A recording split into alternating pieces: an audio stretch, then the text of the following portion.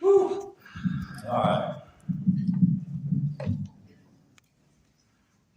Been seeing a lot of great pictures coming in. Going to share this one later on. It's my favorite.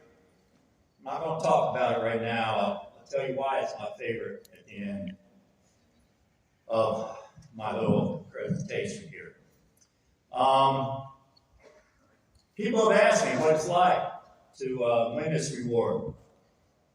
Well, it's a big deal. Holy cow. And that's what I tell them. And I also tell them that I'm extremely, extremely grateful. Brenny, where are you? For you to be part of this process on helping me win a reward that's named after your father. It's just such an honor. Thank you so much. And I'm grateful for many reasons.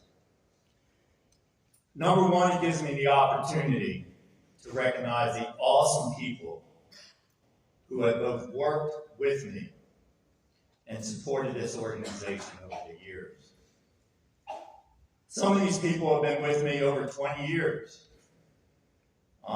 They are the co-founders of Life Connection. It takes a special type of individual to walk inside a jail day after day, week after week, year after year.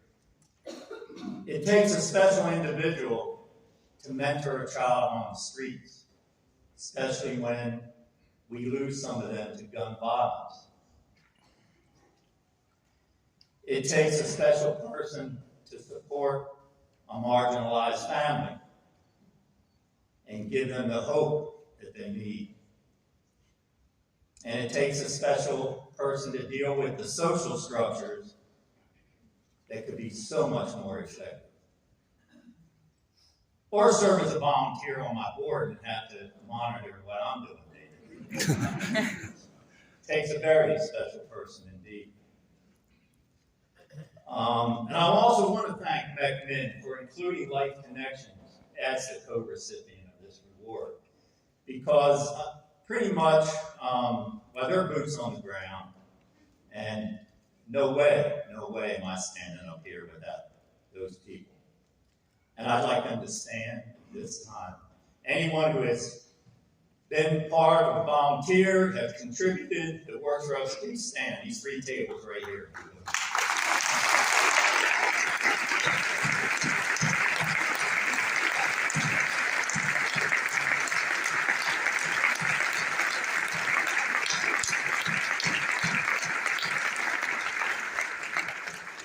Thank you so much. I'm also grateful of the organization, this awesome organization that I received the award from. To be honest, I didn't know much about you. I did come to a breakfast once. That was really good.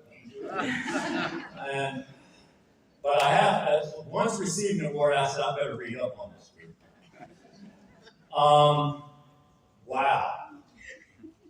To see an organization made up of 9 different faith traditions, Muslim, Buddhist, Christian, Jewish, Sikh, Hindu, Baha'i, Science of Mind, and Unitarian Universalists, coming together, putting aside their differences, and focusing on what they have in common. So powerful. Many of you know that have heard and have worked with me that one of my initial inspirations was Martin Luther King Jr. I was a sophomore in high school when he was gunned down. I have to admit, at that time, didn't know much about him either. But I started to read. And I vowed at that time that I would somehow, somewhere, someplace keep that mission alive. think about this, and I'm thinking about this in relationship to the organization here that has put this together. King was a Baptist minister that was inspired by a Hindu lawyer, that was inspired by an American intellectual and transcendentalist, Henry David Thoreau. Oh, that second person's named God. When people can come together and focus on shared values and put those differences aside, so much can be done. It also reminds me of a poster I have up in our office that was given to me by a mentor. It says, Buddhist was not a Buddhist. Jesus was not a Christian. Mohammed was not a Muslim. They were teachers who taught love. Love was their religion. I am honored to be associated with this group. Thank you. And finally, I'm grateful because I get to talk a little bit about our organization to a group of people. I don't know anybody in here. And that's what a blessing. Yes, we've served up to 6,000. A little bit about our history. 1998, had the opportunity to go into the Mecklenburg County Jail and teach a class to a group of men who were transitioning back into the community. That was on my 48th birthday. I was in out there the other day on my 72nd. I've done some time. I got a call from a guy the other day that, I was in your class in 2005. You still in there? Yeah, still in there. Kept hearing the same thing over and over again from the gentleman that I was working with, and that was, if I had had some of this information, if I had met some of the people that you have connected me with, I don't think I'd be here. And I remember a day in 2004, a man came up, Mr. Coltrane, and this time, for some reason, he had tears in his eyes, and he just said, Mr. Smith, I've been incarcerated. I'm 35 years old now, been incarcerated on and off since I was 15, more on than off. And I know if I had some of this and had this type of support and an understanding of myself as I'm gaining now, I wouldn't be here.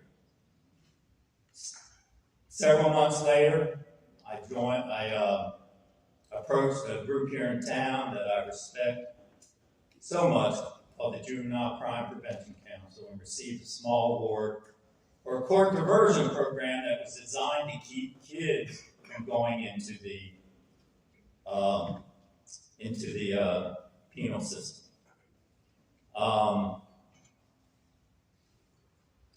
21 years later, we have had 17 programs for youth in 14 different counties. Right now, we're not quite that big, about 13 programs in 10 counties. We're the longest standing program provider in the Mecklenburg County Sheriff's Office. And 2 years ago, we started our workforce development program. We were approached by the county to start helping these individuals who were transitioning back into the community, either from jail or from some type of drug addiction or some type of trauma, homelessness, whatever, to help them get back into the workforce. This is what we know. 75% of youth who are incarcerated before the age of 16 go back to jail. 75% go back to jail. This is not a deterrent. And 75% of those same kids that are in programs, I'm not the only one, programs like ours, 75% of them will never see the inside of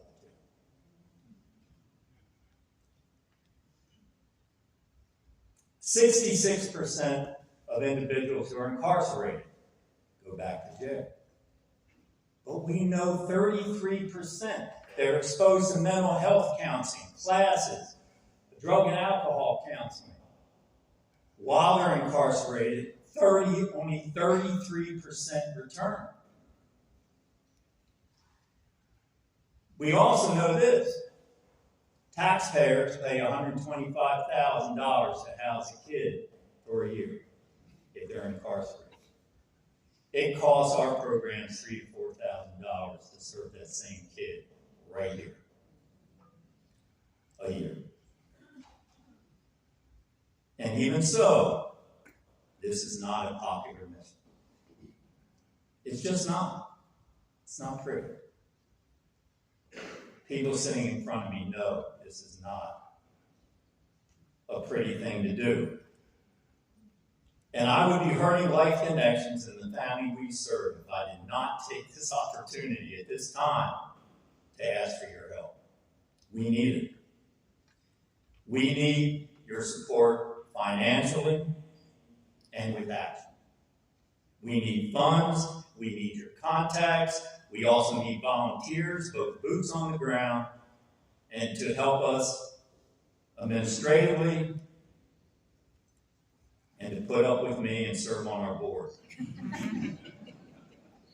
We will help. We'll come speak to your church, your workplace, your organization, and to your friends. Please, please, please consider us. My job, I didn't really get into this to become an executive director. It just kind of grew in that direction. But my job now is to lead what we have started sustainably. At 72, I think I only have about 20 years or so left. So I got to hurry up. I'm running out of time. I want this to have started with me, but not ended with me. Oh, and this picture, I'm not sure you can all see it. I had taken a group of kids up to a cabin that I've fortunately been able to secure up in Hot Springs, North Carolina. I was up there with a group of mentors, a group of kids. I'm not going to say it all went smooth. These kids had never been out of Charlotte, definitely never been up in the mountains, never seen a snake, that's for sure. We convinced 4 of them to go whitewater rafting. All right? Whoa, on the French Broad. I'm taking the picture. I took this picture, and what we have is 4 individuals and 2 of our mentors. And I hadn't really thought about it, but after I took this picture, I looked at it and said, that's a good picture. And then it hit me. I had met both of these individuals who are now mentoring these kids in jail, in the Mecklenburg County Jail. But what was unique about this, when I met them, one had an officer's uniform on, and the other a jumpsuit and orange. And here they are in the community, working together. We are truly forming life connections. And I'm so happy to be connected with each of you. Thank you very much.